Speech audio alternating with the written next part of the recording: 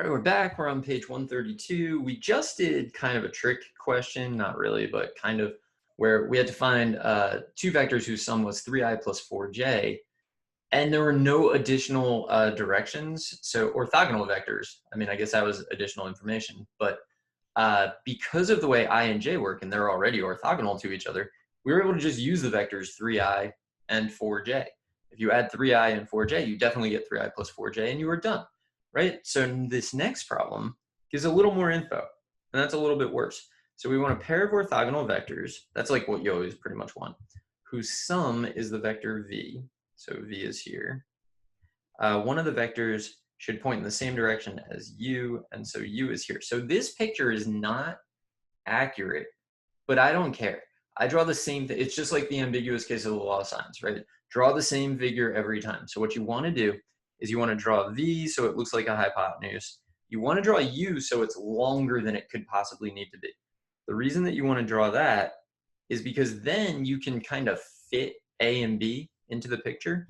So for example, we're looking for vectors a and b. So I'm going to say that like a is going to be kind of like here, right? So that's going to be a.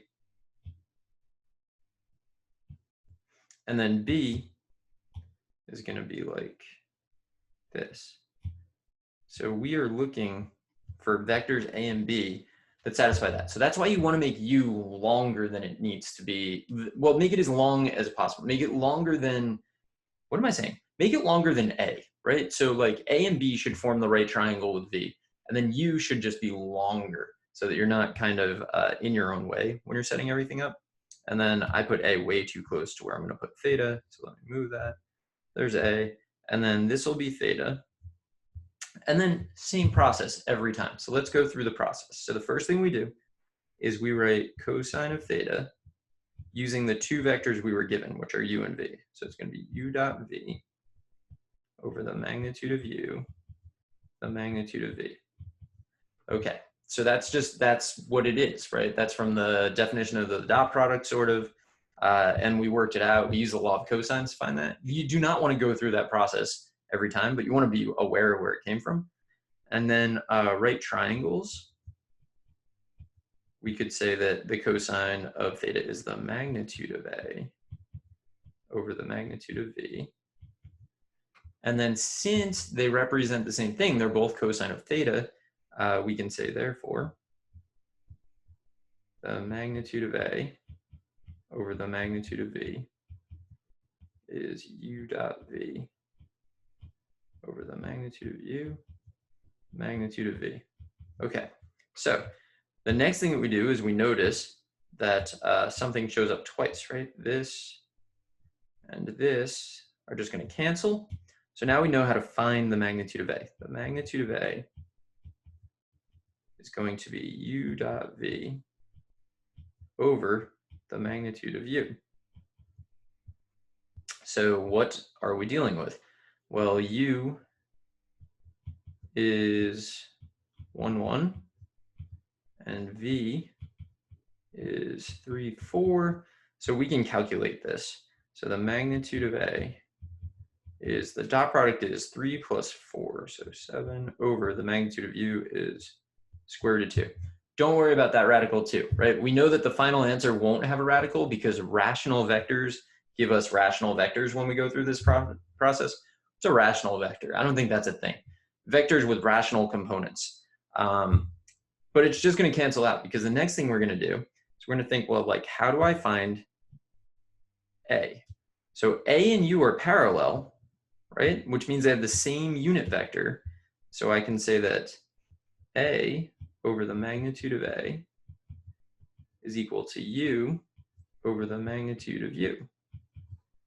Or a is equal to the magnitude of a, which I actually just calculated, and then times u over the magnitude of u, the unit vector in the direction of u. So it's like all that u is really contributing is its direction, which isn't totally true because it's part of the dot product and whatever. But if you look at it, one way of seeing this, you could think of this as a unit vector of u dotted with a unit vector of v. That's a correct way to think about that.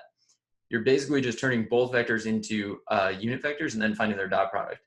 which is actually a really convenient way to do this and to think it through sometimes. But up to you how you want to do that. So A is 7 over radical 2, and then U is going to be 1 over radical 2, 1 over radical 2. So A, we're getting there, is 7 halves, 7 halves. Okay, so that's the vector A. So perhaps I will highlight that. So that's A. Now we go back to the picture and we say that we know that A plus B equals V. So A plus B equals V, which means I kind of have to like move things. How am I going to do that? I think everything's going over a little bit, and then I might need to make this gap smaller. You're going there, and then you're all going there, and then I think I have room. Okay, so B is going to be V minus A. So B is going to be 3, 4 minus 7 halves, 7 halves. So B is going to be 6 minus 7 is negative 1/2, and then 8 minus 7 is 1/2. So this should be B. Okay, so the only way we can really check, I mean, you can check your arithmetic and just see that A plus B equals V, but like we got B by subtracting A from V, so like unless something weird happened, that's not really gonna help. The one thing you can do is you can check and make sure that A dot B is 0, which you can see in this case it definitely is. So I'm feeling pretty good about it. I think that we got that. Let's take a look at the next problem. So use the idea in the previous problem to find the distance from the 0.35 to the line. Hint, make some vectors. And also, I might use a calculator to just speed this up because I don't want to make you watch. Basically, I just don't want to do the arithmetic. Let's see how this is related. So I think a pretty good picture will help you out with this. So let's see.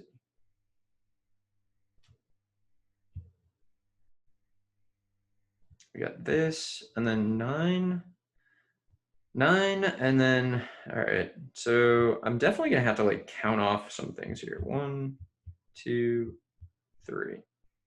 I guess like 4, just in case. And then I'm gonna put this at 9, I guess. 9. I mean, I know that the y-intercept here is 9. And then if I go over, oh, well, if I go over 3, I'm just going to go straight up over 3. If I go if x is equal to 3, I get 7. So let's say 7. And then we have a line, right? So I don't know how I'm getting that to work. All right, fine. And then also we have the 0.35. So let's also include that. 5 there. So that's our 0.35. Okay, I think I see how I want to set this up.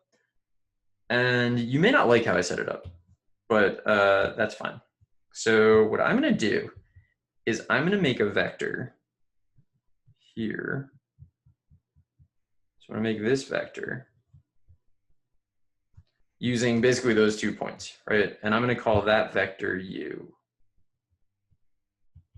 And I'm going to say, so U is, so where do we end up? We end up at 7, and we start at 9. Nope. Oh my gosh.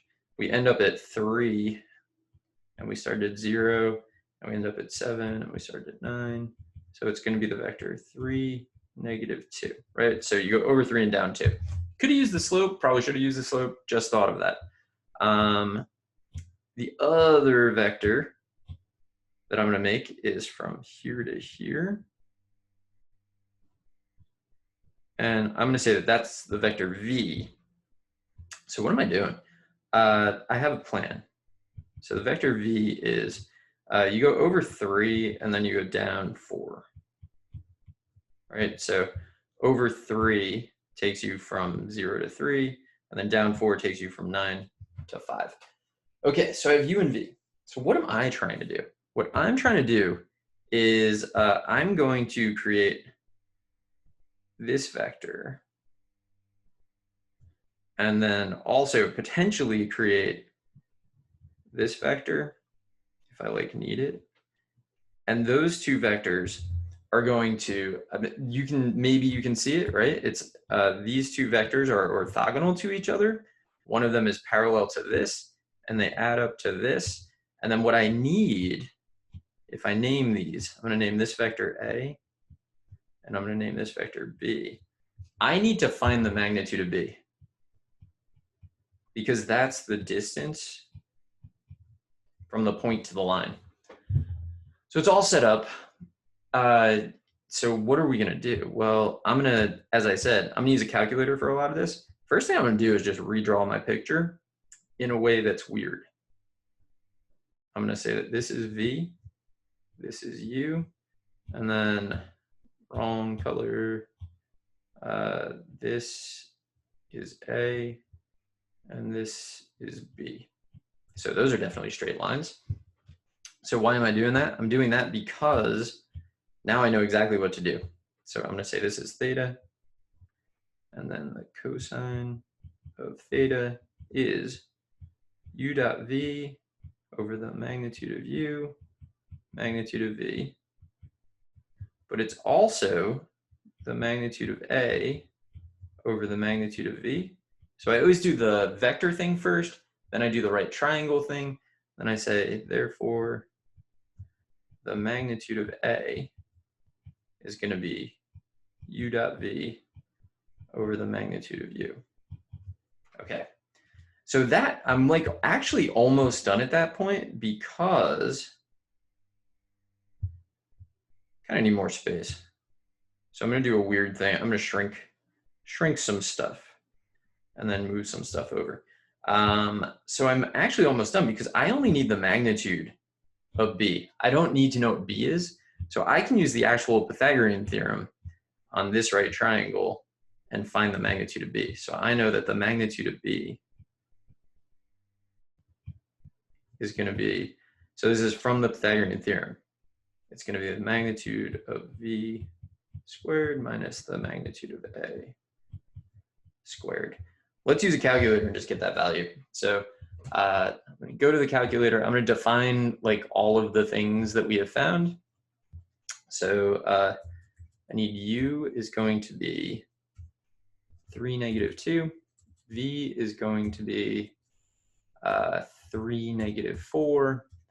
And then, so what am I doing here? I guess the magnitude of A, I don't really know, is going to be the dot product of u and v over the norm of u. And then I want to do the square root of the norm of v squared minus ma squared, I think so, the magnitude of a squared, square root of all of that. So 6 root 13 over 13. So I'm gonna write that down. The magnitude of b is 6 root 13 over root 13. I'm actually gonna de-rationalize that and say it's just 6 over radical 13. And then the magnitude of a was 17 over radical 13. Calculator always rationalizes, which is kind of annoying. So I think that's it. I think that is the distance that we are finding. So like, is there a way we could check that? Maybe. I mean, there's like a lot of ways we could check that. We could actually do it with algebra. We could like write the perpendicular through the point, find the intersection, and then find the distance between them, which maybe I will come back in another video and do. I feel like this one's long.